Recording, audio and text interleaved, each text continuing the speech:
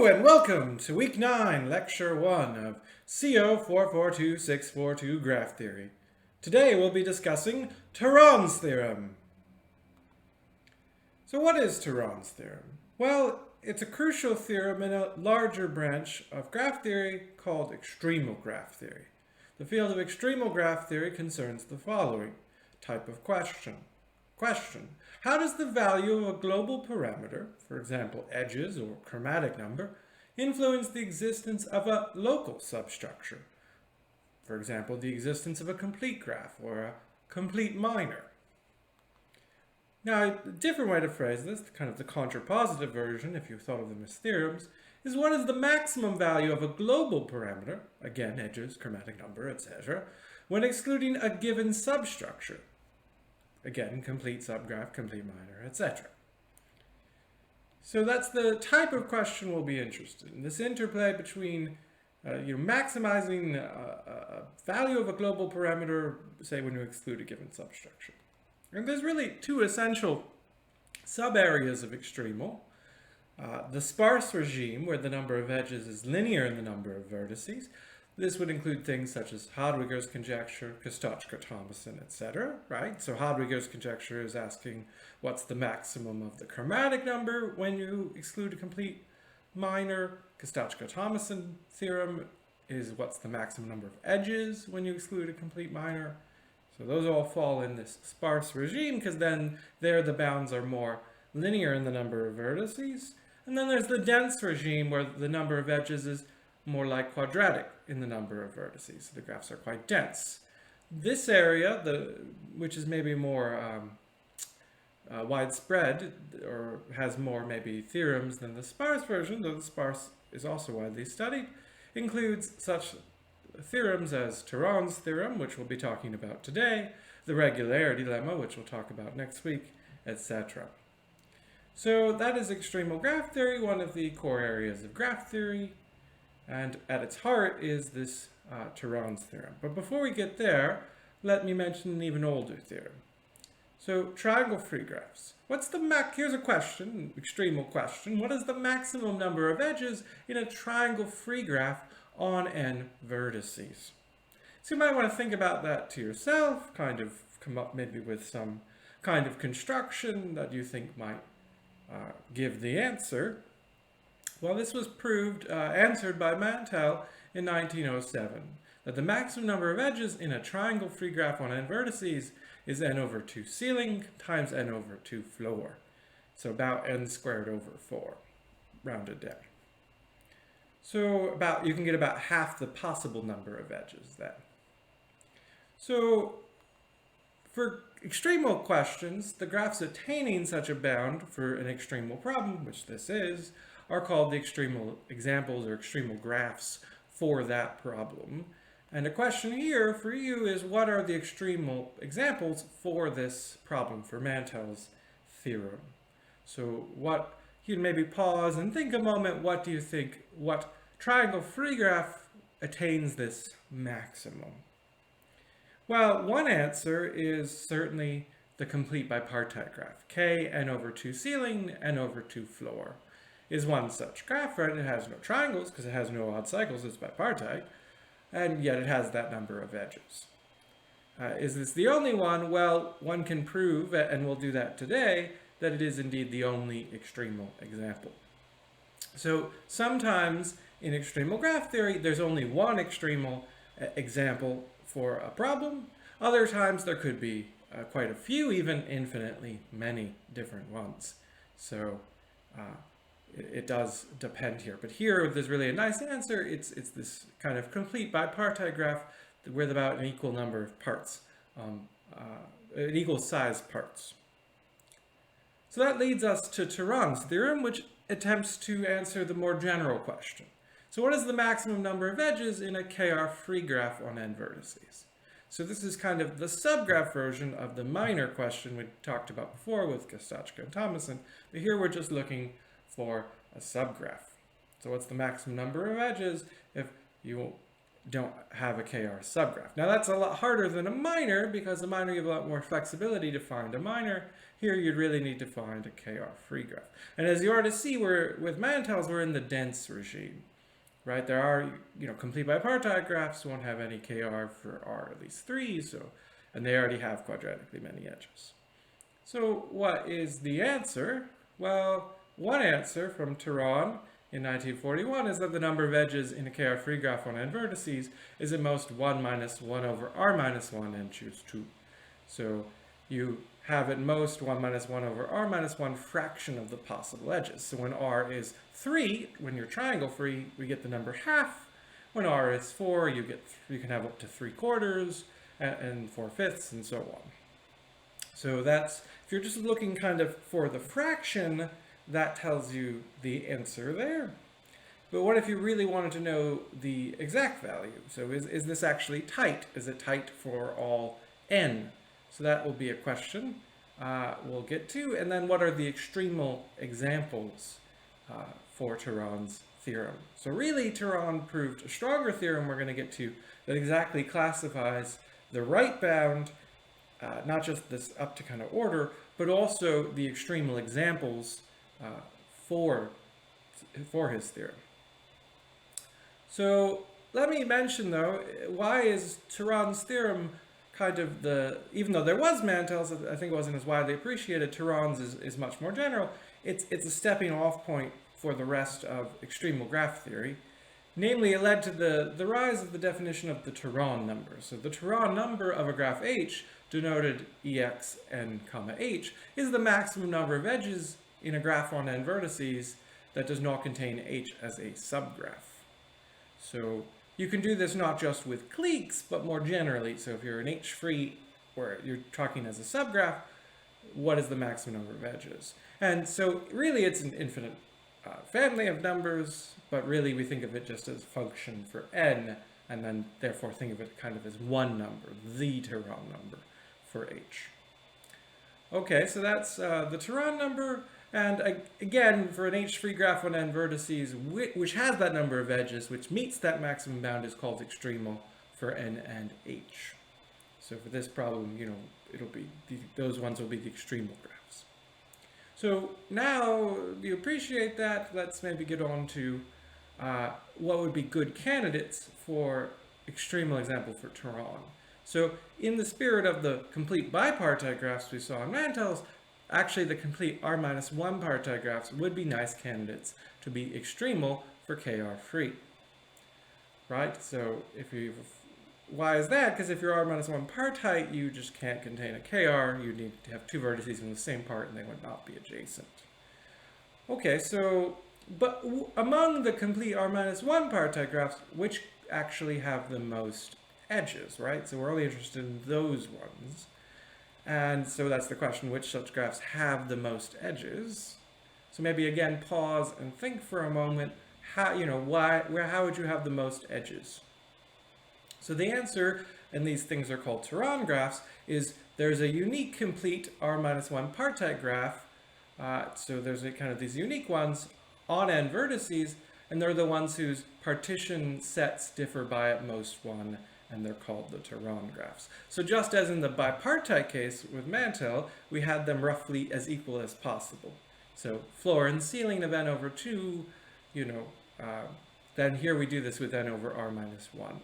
So if you have them, the partition sets differ as equal as possible, so differing by at most 1, then that will contain the most edges, right? Because you're trading from larger parts to smaller parts, you're going to get more edges actually. So you can convince yourself of that. It's an easy argument, but and we say the unique one because really up to isomorphism it is, right? So now the issue is the divisibility. So the parts, some parts could be slightly smaller and some larger by 1, but we know the number of parts you can work out from the value of n. Yeah, and so then you know exactly the number that are smaller and exactly the number that are larger, and so really it is unique.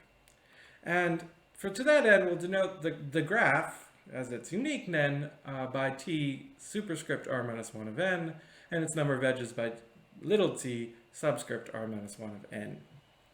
So those will be some handy notation for when we prove Turan's theorem. So these are the Turan graphs. Complete r minus 1 parti graphs, again as equal parts as possible. So again, here's Turan's real theorem. So stated more exactly now, instead of just the order, is that for all integers r and n with r at least 1, every kr, well greater than, strictly greater than 1, every kr free graph G with n vertices and exn kr edges, that is the extremal ones, is a Turan graph, is a tr minus 1 of n. So Turan's theorem gives you that actually, exactly what the extremal graph is for every n. And so it has this very nice structure, right? Now, why didn't I state the number of edges? So what is, little tr minus 1 of n? Well, it gets a little complicated, so let's just work it out. So you let n equal r minus 1 times m plus k, for kind of the k is the remainder in 0 up to r minus 2. And then tr minus 1 of n has k parts of size m plus 1 and r minus 1 minus k parts of size m, so the larger and the smaller parts. So you can work out that twice the number of edges is, k times n plus 1, that's the number of vertices in larger parts, and they see all but their own part, which is n minus m plus 1, and then you have r minus 1 minus k times m, and they see all but their own part, which is n minus m, and then you add that all together, and you get n times n minus n plus km plus 1, so you can pause the video and read those calculations, and then you can convince yourself that that's at most n squared of 1 minus 1 over r minus 1, given the bounds on k and m there. So we would rederive the kind of more imprecise bound from the earlier slide, but this gives you kind of really the exact bound. So, but the point is we didn't state this because it's kind of ugly, right? So usually people just think of, it's easier instead of remembering what the answer to the question is, to just remember the Turan graph, and then you can always just recalculate what the number of edges is if you need to. So, okay, now we're going to prove Turan's theorem, and I'll give you two proofs today. So the first proof of Turan's theorem will be by induction. The second proof will do kind of a slick local operation argument. So let's do induction. So how is this going to work? So again, by induction on n. If n is at most r minus 1, then we're just done. So if you're just small, then obviously the extremal example, if you're smaller than r, at least at most r minus 1, is just a clique. Just take all edges possible, and you can indeed then, tr minus 1 of n is actually kn there, right? Because you want to have all the parts differ by 1, so there's some that are empty and some that are 1, you get the complete graph on n vertices. So that's the base case. Now let's go to the inductive case. So n is at least r, and now what does it mean? Since G is an edge maximal kr free graph, right? It's an extremal graph. So if you could add an edge and keep it kr free, you would have done that. So it's edge maximal. It means that you'd have to at least have a kr minus 1 subgraph, right? If you didn't even have a kr minus 1, certainly you could add an edge. So let's look at one such subgraph k. Now what do we do? Well, now G minus k has at most t subscript r minus 1 of n minus r plus 1 edges, right? We delete r minus 1 vertices, and the claim is this G minus k has to, by induction, satisfy this. So why is that? It's by induction, as I just said. So that's the answer, right? For G minus k, it has at most t r minus 1 n minus r plus 1 edges. Okay, now what? Well, each vertex has at most r minus 2 neighbors in k. Why is this? So maybe pause the video here. Well, it's since G is kr free, right? If you were adjacent to all r minus 1 vertices in k, then you'd find a kr, and that's not possible. So G minus k, has a bound inductively because of induction, right? So it's also kr free, and so it needs to have at most the Turan number on that number of vertices, and each vertex has at most r minus 2 neighbors in k. This is what we've learned, and now we're getting there. Namely, we can derive that the number of edges is at most tr minus 1 n minus r plus 1 plus n minus r plus 1 times r minus 2 plus r minus 1 choose 2. So why is that? The first part is because you just what I said above, right? You have the number of edges in g minus k, the number of edges from g minus k to k, because each one has at most r minus 2 neighbors, and then of course you have a clique, so you have r minus 1 choose 2. But my y here is, why is this equal to, I claim it's equal to tr minus 1 of n, the Turan number on n, this weird number I derived on the last slide. So why is that? Well, you could go do the calculations from the last slide and do it, but that's a little hard. There's a simpler idea, so maybe pause and think about it. Is that the equality follows because of the Turan graph itself, right? So think about what would happen if you removed a kr minus 1 from the Turan graph, like one vertex from each part.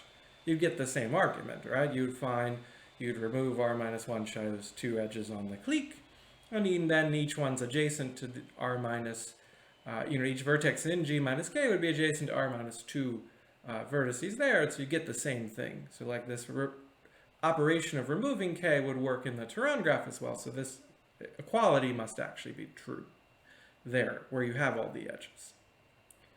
Okay, so we're kind of almost done, right? We've proved the number of edges is at most the tr minus 1 of n, so we've proven that the small Turan number, is what it is, but we actually have to now prove that G is the Turan graph.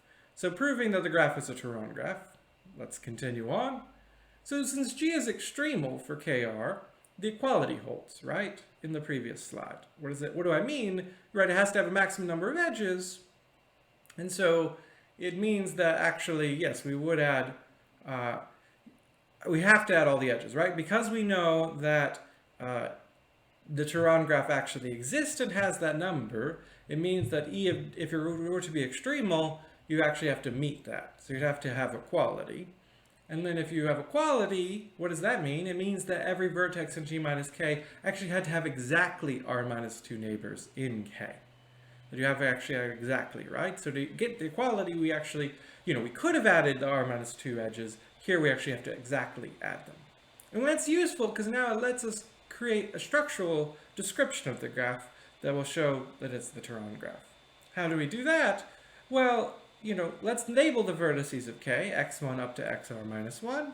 Now for every I, we let vi be v in v of g, where v of xi, and that's a typo, are not adjacent to xi.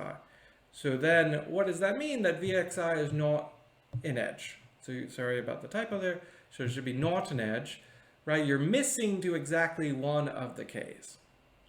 And we'll put you in that set. In particular, this also partitions K itself. Each xi is adjacent to all the rest, but not to itself, so it will get put in vi.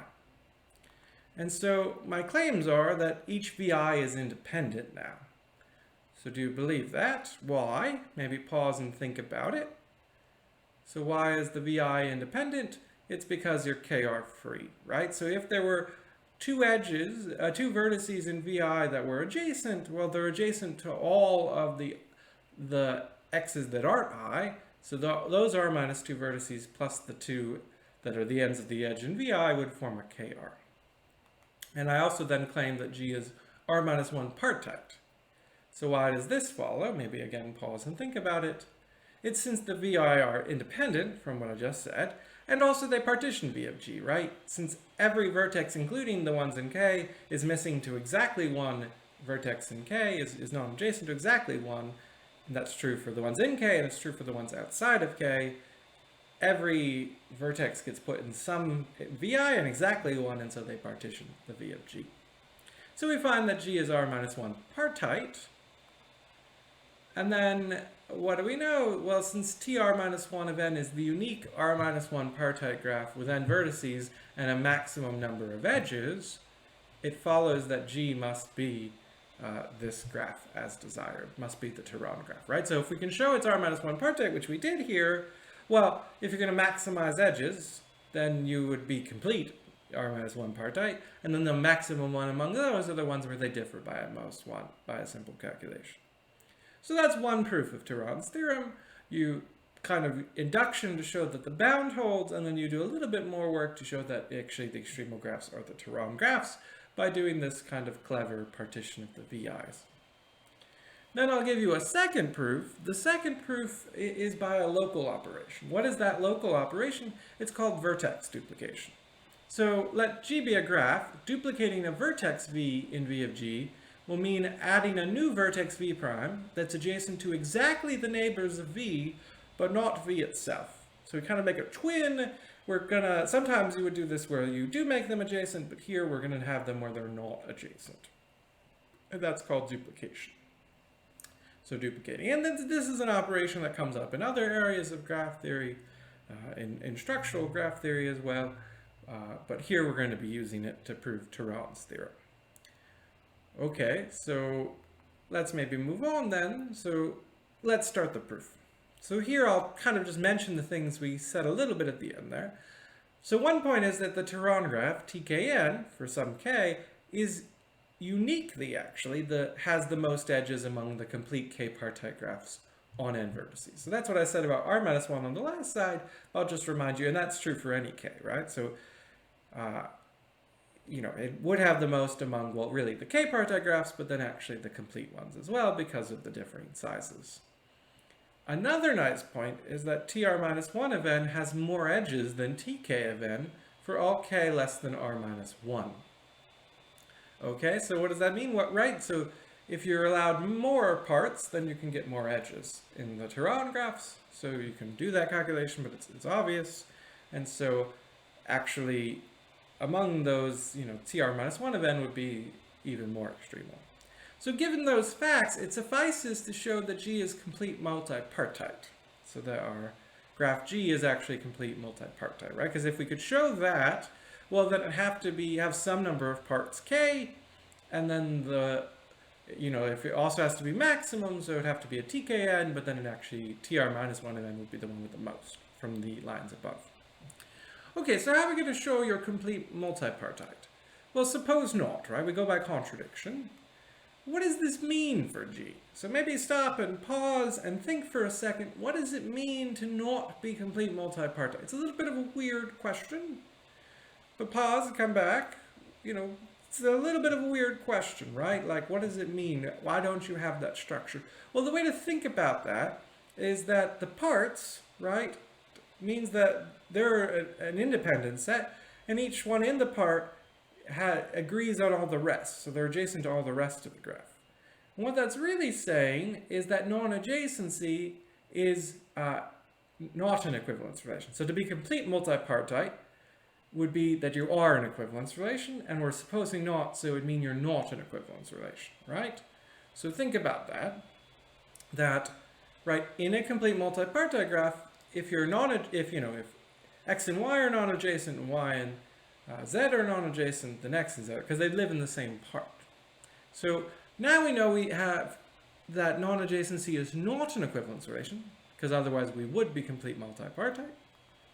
And that's exactly equivalent to saying that there exists a y1, x, and y2 in V of G, such that y1 and x and y2x are not edges, and y1, y2 is an edge, right? So we have, here's a non-edge, and then that does not imply a non-edge for the third one. So there has to be some example of this, as otherwise we'd be complete multipartite.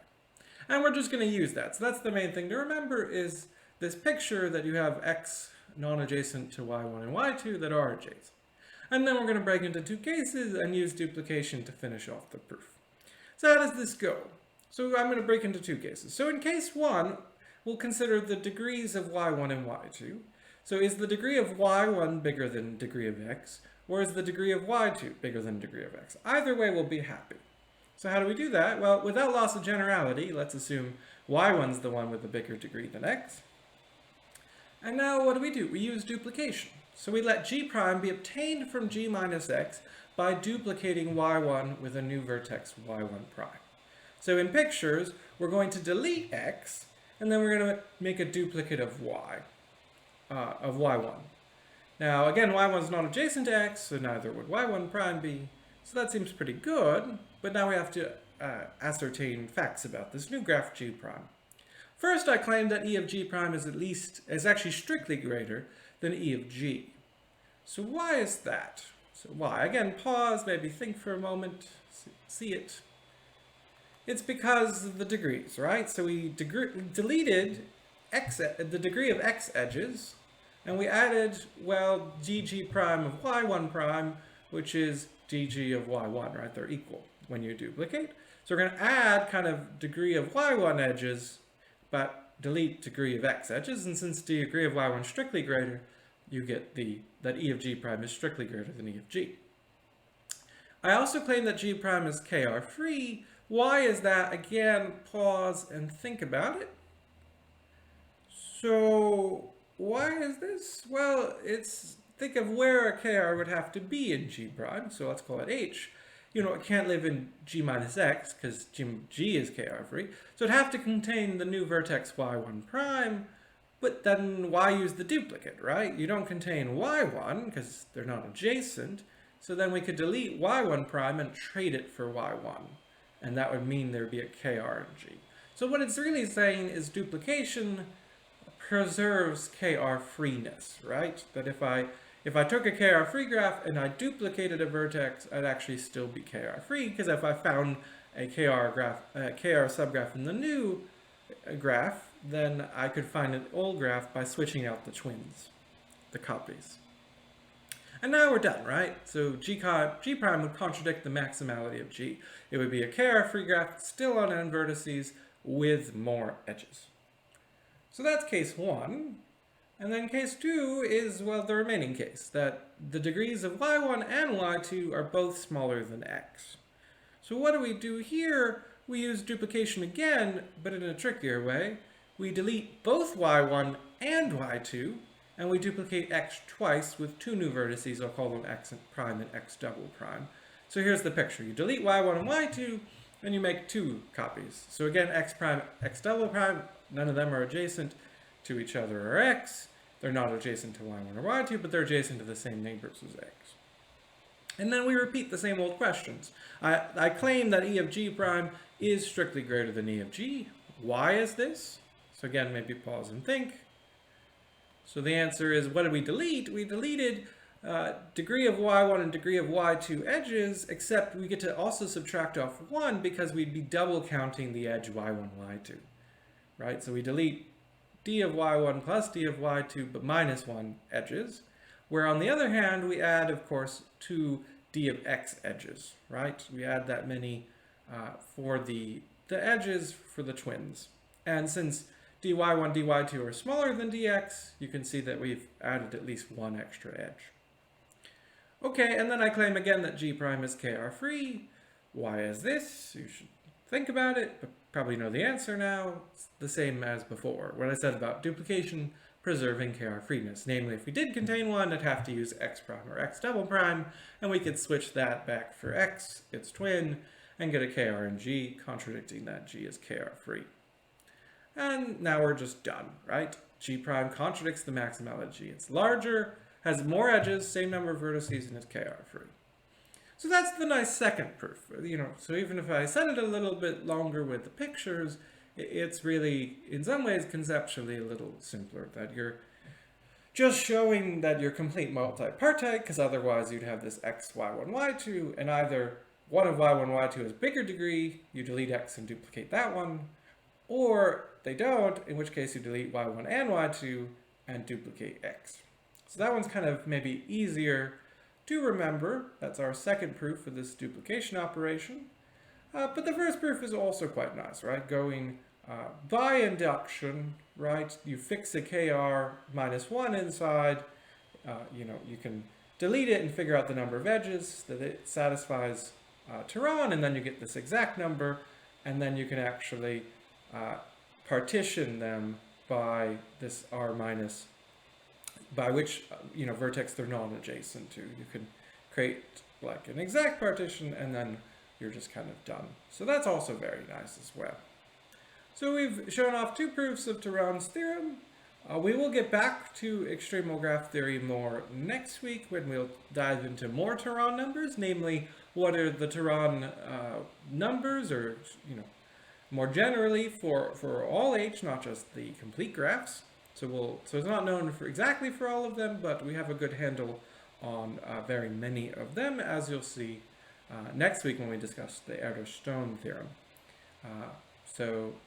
Until next time, see you then.